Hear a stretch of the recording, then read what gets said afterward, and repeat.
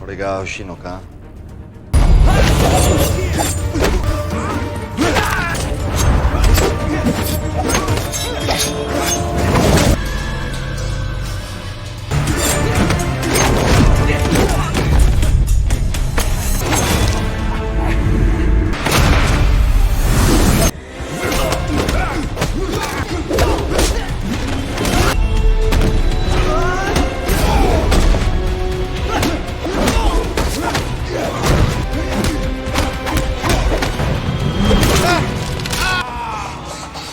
さあ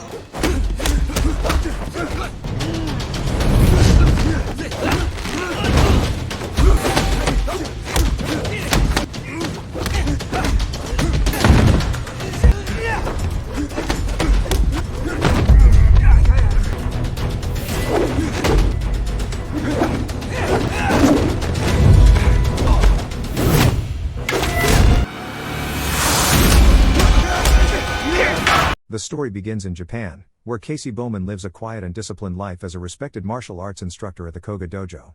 Everything seems perfect. His wife, Namiko, is pregnant, and Casey is ready to become a father. One afternoon, he stops by a jewelry shop to buy her a beautiful necklace. But as soon as he steps outside, he notices two shady men following him. Trying to avoid trouble, he ducks into an alley, but they catch up and demand the necklace. Casey tries to walk away, but they make their move. In an instant, he strikes back.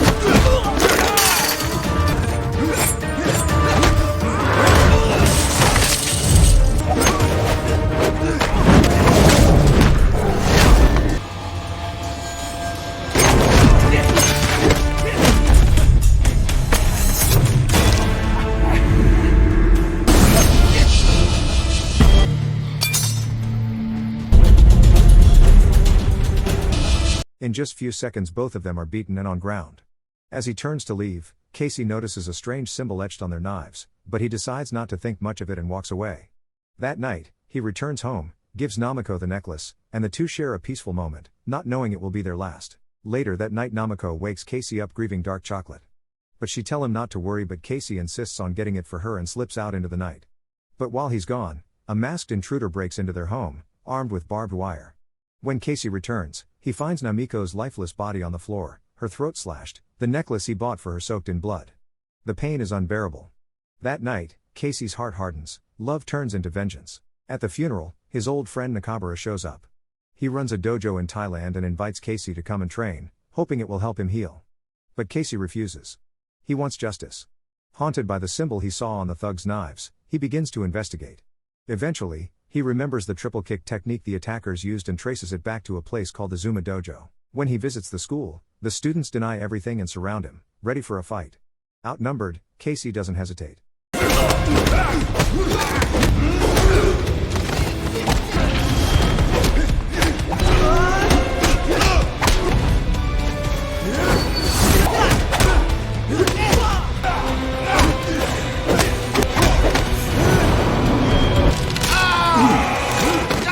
Within moments, the dojo floor is covered with groaning bodies. One terrified student finally breaks and reveals that the men who attacked him hang around a certain restaurant in town. That night, Casey goes there, using the necklace as bait to draw them out. The thugs think they've trapped him in the dark alley, but Casey's already set the stage. As soon as they attack, he dismantles them.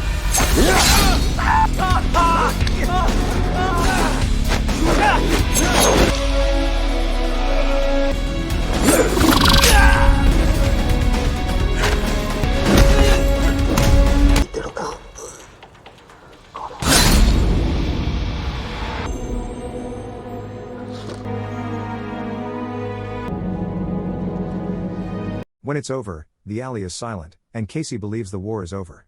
But it isn't. Trying to move on, Casey finally accepts Nakabara's offer and travels to Thailand to train at his dojo. He meets two top students, Lucas and Hiroshi, and begins to train again. But his heart is still heavy with grief. During a sparring session, Lucas becomes too aggressive.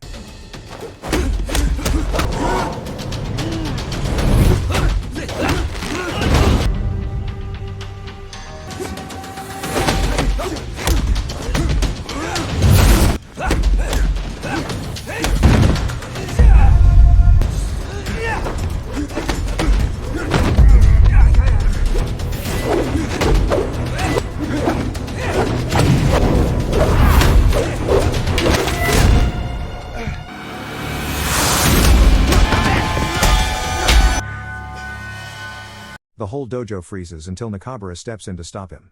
Later, Nakabara puts Casey through firewalk training, hoping to restore his focus, but the memories of Namiko's death keep haunting him. Overwhelmed, he storms off into the city and ends up in a bar, just wanting to forget everything for a moment. But trouble finds him again. A drunk man picks a fight, and though Casey tries to stay calm, it doesn't last.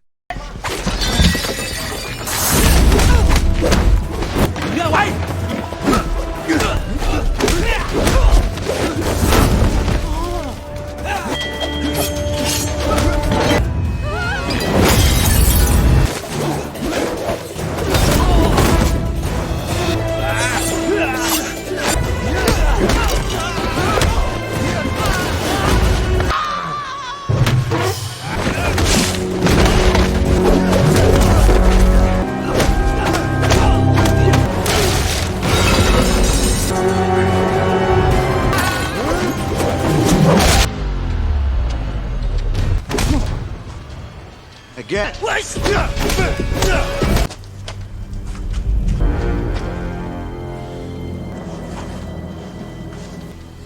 The next day, Lucas offers to help Casey relax by doing some garden work together.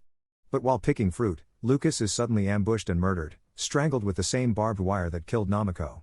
When Casey hears the news, he realizes the nightmare isn't over. Someone's still after him. Nakabara finally comes clean. He tells Casey about Goro, a ruthless drug lord in Myanmar who uses barbed wire as his signature weapon. Years ago, Goro was part of the same martial arts lineage as Casey's father-in-law, Takeda, but he turned dark, building an empire through violence. Because of Casey's connection to Takeda, Goro marked him for death. Nakabara urges him to go home, but Casey refuses. He wants to finish this himself. Nakabara reluctantly gives him an old map, one that points to a hidden stash of ninja weapons deep in the Burmese jungle. Casey sets out, guided by a local driver named Mike. Together they travel through thick forests until Casey finds the ancient cache, swords, throwing stars, and old gear passed down through generations. With these tools, he becomes a weapon himself. That night, Casey ambushes 4 of Goro's guards in the jungle.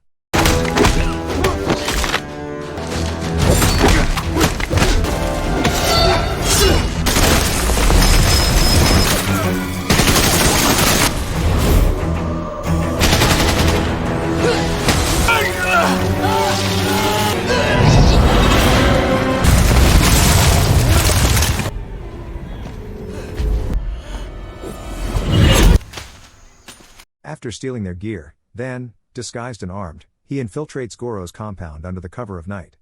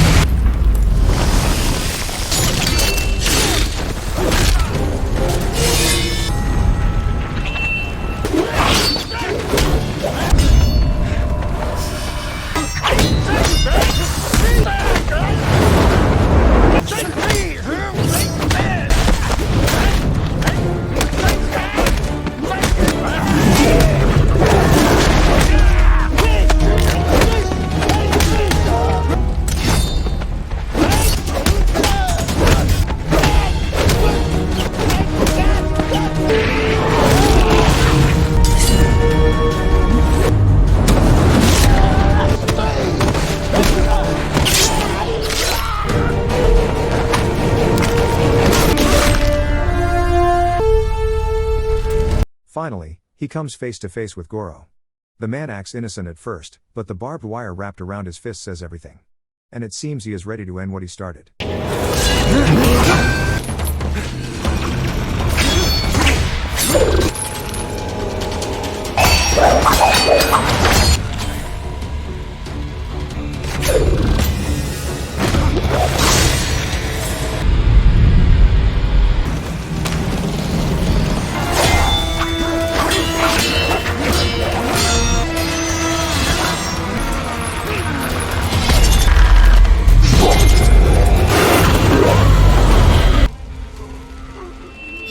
He counters with one final strike, severing Goro's head and ending it all. For a moment, it feels like justice. When Casey returns to Nakabara's dojo, something feels off. Then he spots it, the same knife symbol on a delivery man's blade. That's when the truth hits him. Nakabara had orchestrated everything. He used Casey to kill Goro and remove his last rival in the drug trade. Casey confronts him, and Nakabara admits it, offering Casey a choice: join his empire or die like Namiko. Casey refuses both. The two men clash in a furious battle, master against student, betrayal against vengeance.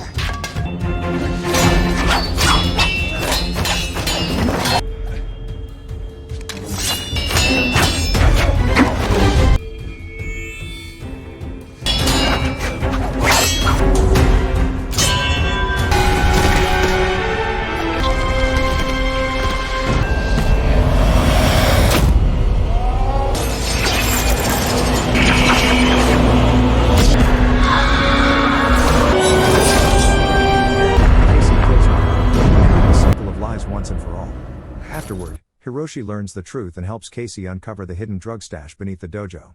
He asks Casey to stay silent to protect their martial legacy, and Casey agrees. There's nothing left to fight for now. Months later, Casey stands alone by a quiet river in Japan. He takes Namiko's necklace, the same one that once symbolized love, pain, and revenge, and gently tosses it into the water. As it sinks beneath the surface, so does his anger. His vengeance is complete, and his story finally comes to an end. Don't forget to like and subscribe for more videos like this.